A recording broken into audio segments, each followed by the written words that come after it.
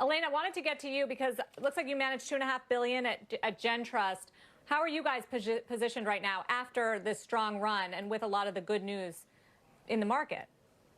Yes, absolutely. So we continue to be overweight real assets.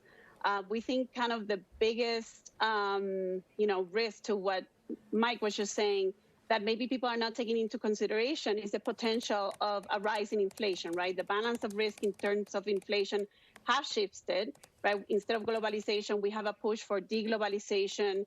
How much more productivity can we get from automation versus, prices going up in things like, for example, digital services, which we're seeing now. Then you have like central banks telling us that they're going to let inflation rise.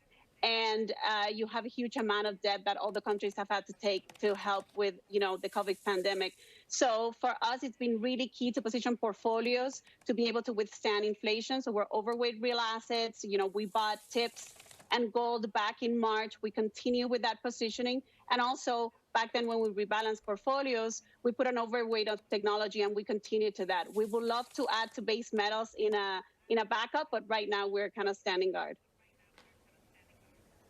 Josh, what do you think of that positioning for inflation? Look, if you say we're not going to have just where we are right now on CPI, it's either got to be lower or higher. Obviously, I would say higher. I think it's the good kind of inflation. I think it's the kind where employers go to their employees and demand to be paid more. We just saw one of the most interesting results of the election that we just saw was in red states where they went for Trump, they also went for statewide minimum wage hikes. And you don't see that very often. These aren't socialists. These are just people saying, guy, I can't live this way. So I think a combination of companies like Amazon and Walmart and Target doing more for their employees, plus I think 12 or 13 individual states this year raising their minimum wage after several other states have already been doing that. I think you will get that type of inflation. I don't know that there's a great read-through from that to like base metals. I could be wrong.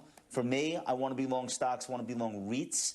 Historically, those are the best long-term hedge against inflation, provided things don't get totally out of control, which is certainly not what I expect.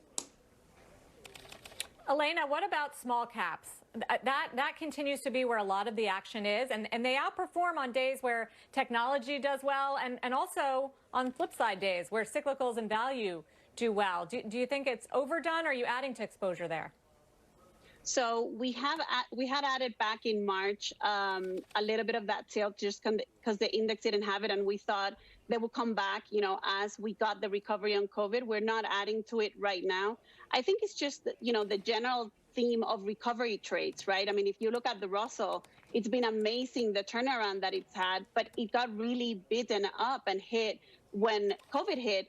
I mean, with all the reasoning behind it, and now it's recovering. So what we have done is look at other sectors of the economy that we also think that would, recover and outperform, such as hospitality and leisure, for example, and added that to portfolios, just kind of getting them ready for, post-COVID recovery.